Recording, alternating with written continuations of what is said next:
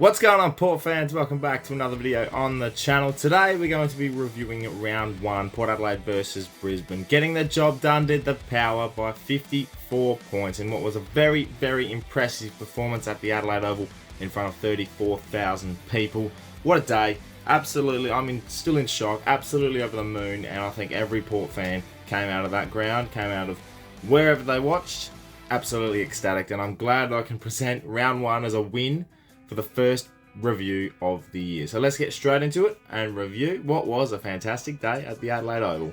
Didn't turn out so well. Horne-francis barging his way through again, getting it deep. Marshall might let it sail on. Oh, they'll go crazy for their new man. Oh, that is a magnificent sight, isn't it? 54 points in a game where we purely dominated every stat and got reward for effort. It is amazing to come out of a game and just solidify every stat around the board and absolutely dominate it and get the reward on the scoreboard. None of this 55,000 inside 50s for 9 goals, 15. It was purely magical to watch the delivery inside 50. Yeah, the goal kicking is probably a negative that comes out of this game, but besides that, we came out of this with 36 scoring shots. Majority of them were set shots. Majority of them were kicked by our tall forwards. And the delivery, I can't harp on it enough. The delivery inside 50 was the main key point. Hallelujah! We've got delivery inside 50 that's hitting a target and isn't it bombing on to Dixon and 6 defenders. It's absolutely, it was beautiful. It was like poetry. And just the way the team held themselves together for 4 quarters, even in the challenge in the second quarter. We might have lost the quarter on the scoreboard. I still felt we were right in the game and still dominant in key parts of the game itself. But you know how it happens for Port. If there's no real turnover on that scoreboard and we're not really getting any opportunities, the momentum doesn't really stay with us. And then it switched on for Brisbane and they had probably their best quarter of the day. And even though it probably looked great for them on the scoreboard, they weren't impressive. And I loved what Gary Lyons said in the last quarter on commentary where they came through, they had everything going for them, Brisbane, and he just simply states they were embarrassed. Port Adelaide embarrassed Brisbane. And that's the thing that I take away from it. I didn't expect to win by 54 points. I expected to either win a close game or get pumped. That was my only 2 scenarios in my head. I had full confidence throughout the whole week Port Adelaide were going to win this game. I just had the feeling it had us written all over it, and it just goes to show, and it goes for the other mob that's down the road. Pre-season form means diddly squat. When we're reviewing it, I like to pick out some key points, and my key point for this is the midfield. Holy moly, was that a beautiful thing to watch. Butters, Rosie, Horne-francis in the middle to start the third quarter. That was the change. We talk about Ken Hinkley not making changes during the games and not adapting. He didn't have to make anything structurally. Down back, we were sound. Burton on Cameron. Jonas was floating beautifully. Aaliyah, Mackenzie. We were making sure no one had an impact down there. The forward line was functioning, but it only could function with the delivery inside 50. And the midfield was the one that needed to change. You know, we had Drew and Wines going through there. Rosie, Butters, Horne-francis. I think a couple of other rotations went through as well. In the end, we started the third quarter with Rosie, Butters and Horne-francis, the young brigade, the team to stand up in this situation. And oh my lord, did they turn up. And it was beautiful to watch. Horne-francis, I'm going to talk about this young kid. And I'm going to talk about him in a way that he deserves to be talked about. His performance as a second-year player, after the much scrutiny and the negative feedback he's gotten from North Melbourne fans and from people in the media and the question marks surrounding him, second-year player that's just come off of significant surgery in the off-season to put in a performance like he did on a hot day at the Adelaide Oval in front of 34,000 fans. That's one of the best second-year performances you'll see on a football field. To be best on ground alongside Connor Rosie, nothing more can be said other than well done, Jason Horne-francis. That was beautiful to watch. The first goal he kicked in Port Adelaide colours was magnificent, barging through 2 players and kicking it from outside 50 for it to bounce through, and the crowd erupts. His delivery inside 50, the one that I liked the best was the last goal we kicked in the third quarter, hitting Charlie Dixon on the chest, 30 metres out directly in front after he won himself a free kick by tackling McLuggage and putting it inside 50. A low darting ball, but it was perfectly timed and perfectly weighted to land into Charlie Dixon's big chest. It was amazing to watch, and I just purely want to say well done, because he deserves a pat on the back for all that he has had to deal with. I know it's one performance, and we're going to see many others throughout the year. There's 22 other games to go, and I completely understand that.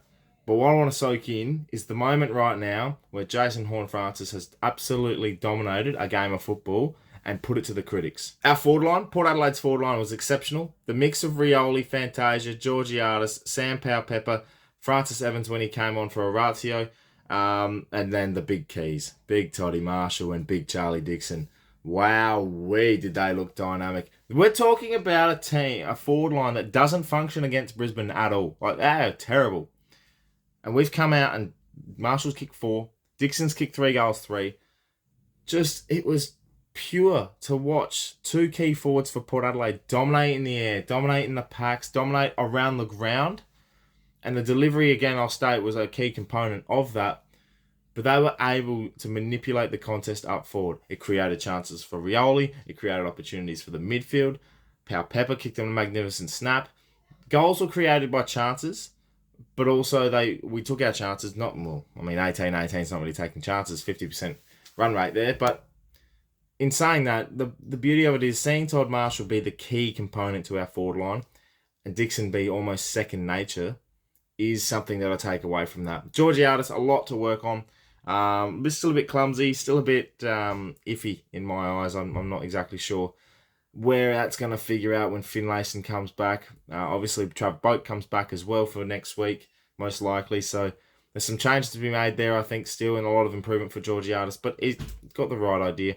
And Lachie Jones was the other one. He kicked 3 goals for the day. He looked sensational around the ground, but he also really had a measure on the Brisbane defenders, and he was playing a little bit in the ruck as well, which was quite funny. But he held his own, and he really looked in full flight. So very much impressed with Lachie Jones. Our whole forward line, chemistry was really, really well tight, and I think it sort of clicked.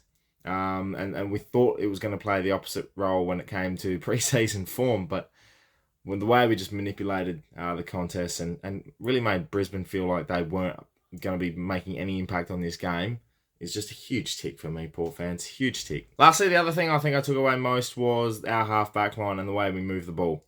That's something we've never done before, is the way we were quick, fast, and direct out of the back line, quick to play on. We weren't chipping around, going back and forth, boring footy, trying to make an opening. We had a good contest at half forward or on the wing, and we get a boundary throw and set up from there, blah, blah, blah. The stuff we've done through for the last 10 years.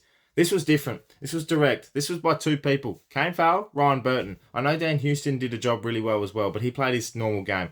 I thought Ryan Burton was a key component to that, and Kane Farrell. Across the half-back line, those two were absolutely sensational. Houston contributed massively as well. And what helped them play that type of game was the 2 wingmen, Miles Bergman and Xavier Dersma. They were elite. Bergman on one wing, Dersma on the other. The run and carry of the footy was beautiful. It broke lines. We got through the corridor. We were playing on the edges of the centre square, where we were able to manipulate and go either direct inside 50 or go wide and come back in. And it was just a beautiful thing to watch when you're a Port fan, because we're not used to that. We had Carl Amon, who would literally go and get his own footy as a wingman. And then Dersma's always been injured, and we've tried to find that second wingman ever since Westhoff sort of went down. He never really played. We never really had a set wingman on the other side. Now we've got 2 set wingmen that find the footy, are good with the footy, and run with the footy. And that is what I love. All in all, unfortunately, I didn't get to go to the game, and I had so many of you bloody tell me I should never attend a Port game again. Well, fair, because we're 1 for 1 when I'm not going this year, and quite regularly it seems whenever I don't go, Port Adelaide win. I'll be there next week at the G against the Pies, and I'll have an undefeated winning streak when I'm travelling interstate to see Port Adelaide, so hopefully that continues. But overall, full credit to the players, the playing group, the supporters that attended in the heat, and to Ken Hinkley and the coaching staff. I'm going to give them some credit here, because whilst the scrutiny and the pressure coming into this year for the coaching is going to be massive, and I'm sure we'll have dips and flows throughout the whole year. That's going to be fine. The way we handled the pressure when we were under the pump yesterday was the key thing. We had gears. We were able to take it back when we were going too quickly, go a little bit quicker when we needed to, and changes were made on the regular. And that's what I love to see. So well done to everyone for yesterday's performance. That is one of the best performances for Port Adelaide in round one. And our biggest round one win since 2004. We knocked over Essendon by 96 points. Hopefully there's more to come. But right now, Port fans, I'm going to soak every single minute of this in. I think you all should too, because we got a round one win, the Crows lost, and it's a beautiful round one. Thank you so much for watching, Port fans. Make sure you subscribe to the channel for plenty more Port Adelaide and AFL content to come your way. The Glass Table, episode 3 is going to be out. The round review for round 1 is coming on that one for Monday, so make sure you check that one out.